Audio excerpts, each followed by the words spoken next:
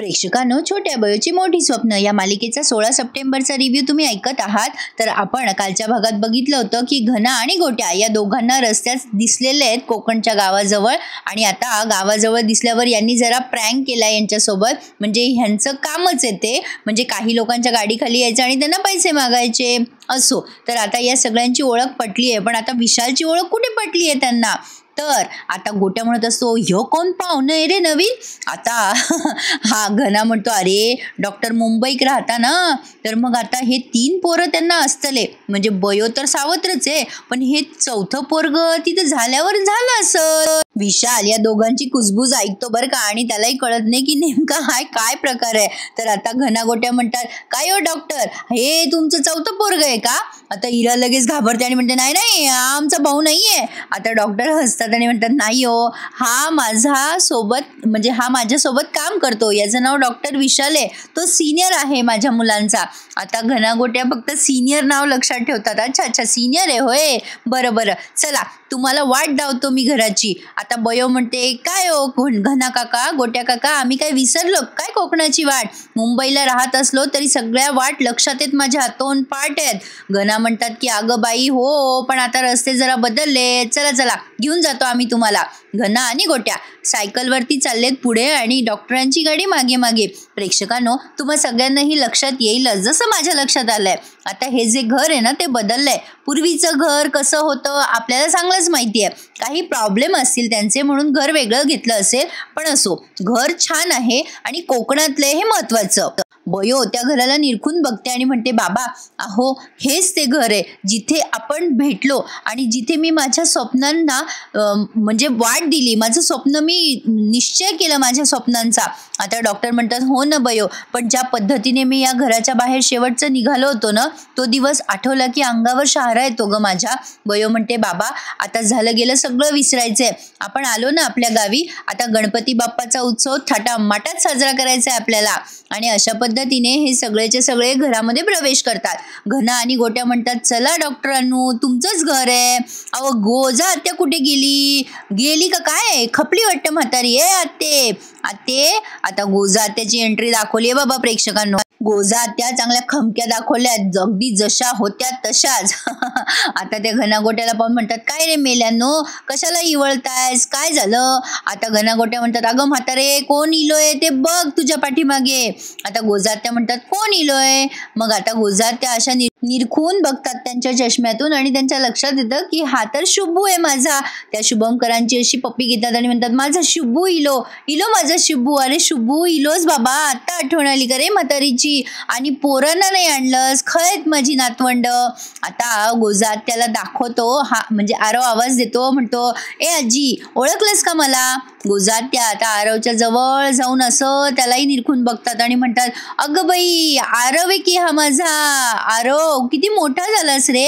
अरे शुभू, हा तर तुझ्यासारखाच उंच पुरा आणि देखणा झाला की। आरव म्हणतो, आजी अगं, हिला ओळखलं का तू? आता या गोजा त्या इराला बघतात आणि खालून वर अशा बघतात आणि म्हणतात, अगं बाई, ही तर माझी इरा। आणि खूप वेळ बघतात प्रेक्षकांनो, त्या कदाचित चष्म्याचा नंबर वाढला असावा यांच्या। आणि आता इराची सुद्धा पप्पी घेतात आणि म्हणतात, अगं बाई, माझी इरा आली, किती मोठी झाली आहेस। आता ही बयो त्यांच्या समोर जाऊन म्हणते, आजी नमस्कार करते। बयोला त्या जरा निग्लेक्टच करतात।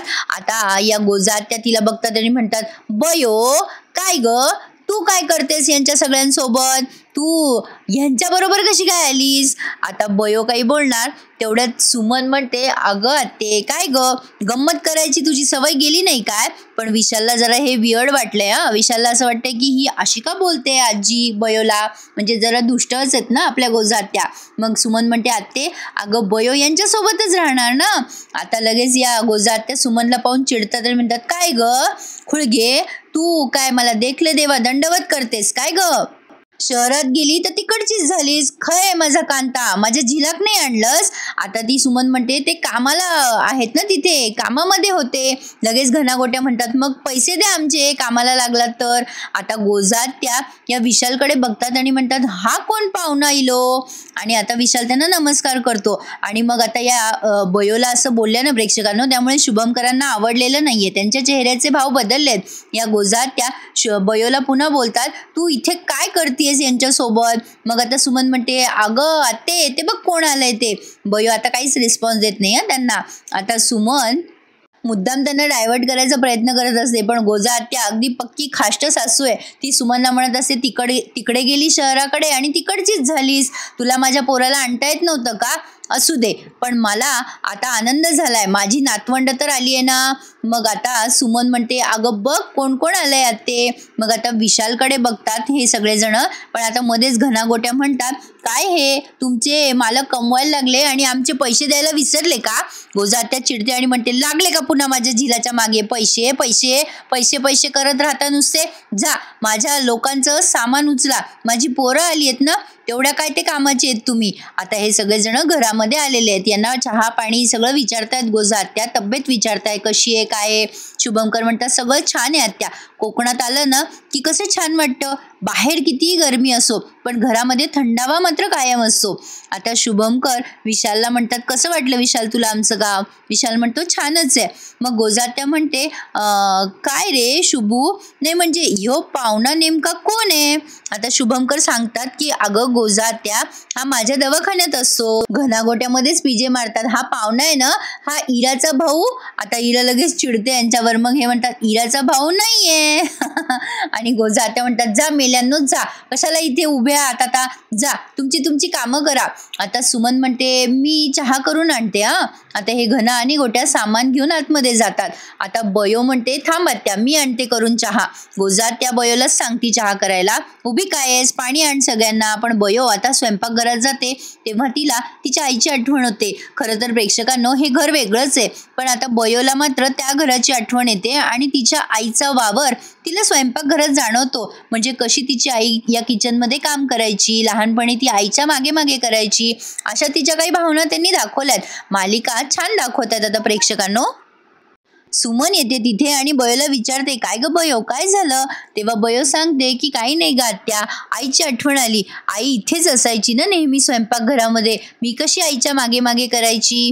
इथे आल्या आल्या जुन्या आठवणी ताज्या झाल्या बघ. शेवटी आपलं गाव ते आपलं गावच असतं. मग सुमन तिला म्हणते, हो ग बयो, कोकणाची माती जरी लागली ना पायाला तरी सुद्धा एक प्रेमाचा आणि मायेचा ओलावा जाणवतो. दोघींमध्ये एक छोटंसं संभाषण त्यांनी दाखवलं. प्रेक्षकांनो, सासूरवास बयोचा काही पिच्छा सोडत नाही. म्हणजे तिथे गौतमी आणि आता इथे गोजात्या, दोघी जणी हजरच आहेत. तर आता ही सुमन बयो खूप इमोशनल झालेली असते प्रेक्षकांनो. ती सांगत असते सुमनला की माझी आई मला इथेच बसून डब्बा करायची, मला म्हणायची शाळेत जा, डब्बा घेऊन जा बयो, कडेकडेने जा. सुमन आता प्रेमाने तिच्या डोक्यावरून हात फिरवते. ती खूप इमोशनल झालेली असते ना. बयो म्हणते, आत्या आपल्या मागच्या दाराचं ते कडीपत्त्याचं झाड अजून असेल का ग? सुमन म्हणते, हो बेटा आपण जाऊन बघूयात. आता तिला आवाज देते गोजात्या, म्हणून सुमन निघून जाते. बयो इमोशनल झालेली असताना विशाल तिथे येतो आणि आता बयो त्याच्याकडे बघतच राहते. बयोला म्हणतो, काय ग कसला विचार करते सरस्वती? तेव्हा बयो म्हणते, काय नाही, इथली सगळी आठवण आली ना, काय काय होतं लहानपणी काय नाही सगळं आठवलं. आता विशाल तिला म्हणतो, मग मला सांग ना, मला तुझ्या डोळ्यामध्ये तुझ्या लहानपणीच्या आठवणी बघायच्यात, त्या मला सुद्धा जगायच्यात, मला सांग ना सरस्वती सगळं. आता बयो लाजते गोड आणि म्हणते, तुम्हाला सांगून काय करणार आहे मी आणि तुम्ही काय करणार आहात? आता ही इरा आहे ना प्रेक्षकांनो, ती या दोघांचंही बोलणं ऐकते आणि तिला नवलच वाटतं की बयो विशालकडे बघून का लाजतीये. आता या इरासोबत गोजात्या पण आहे आणि गोजात्याला पण नवल वाटतं. लगेच गोजात्या म्हणतात, काय हो पाहुण्यांनो इथे काय करताय? विशाल गडबडतो आणि म्हणतो, ते काही नाही, ते घर बघत होतो मी जरा, म्हणून इकडे आलो होतो. आता ही गोजात्या म्हणते, आमची इरा आहे ना, ती तुम्हाला सगळं घर दाखवेल, जा इरा सोबत. विशाल म्हणतो, हो हो जातो जातो. आता तो बयोकडे बघतो आणि चालला जातो तिथून. आणि बयोला आता गोजात्या ओरडते विशाल गेल्यानंतर आणि म्हणते, काय ग बयो, तुका मी केव्हाचं चाय टाकायला सांगितलं होतं ना, काय बसली गप्पा मारायला त्या पाहुण्यांसोबत? आता बयो काही बोलणार तेवढ्या सुमन येते तिथे आणि म्हणते, काय ग आत्या तुझी सवय अजून बदलली नाही का? अगदी जशी होती तशीच आहेस तू. अगं तिला बोलू नकोस. अगं ती काय आता पहिल्यासारखी बयो राहिली नाहीये आपली. अगं ती आता डॉक्टर होणार आहे, डॉक्टर. त्यावर गोजात्या म्हणते डॉक्टर होऊ दे नाही तर काही होऊ दे, त्याच्याशी मला काय करायचं. पण माझ्यासाठी ही भारतीची मोलकरीण मुलगीच राहणार आहे. प्रेक्षकांनो, गोजात्या खरंच आहे तशीच आहे बाबा. असो, पण आता गोजात्याने जरा बयोला चांगली वागणूक द्यावी हीच आपल्या सगळ्या प्रेक्षकांची इच्छा आणि अपेक्षा आहे. तर आता मात्र बयो त्या गोजात्याला म्हणते, ए आजे, अगं तू जाऊन बाहेर बस. मी तुझ्यासाठी गरमागरम आलं घालून चहा टाकते. तुझा घसा शेकते ना चांगला गरमागरम. जा तू बाहेर जा.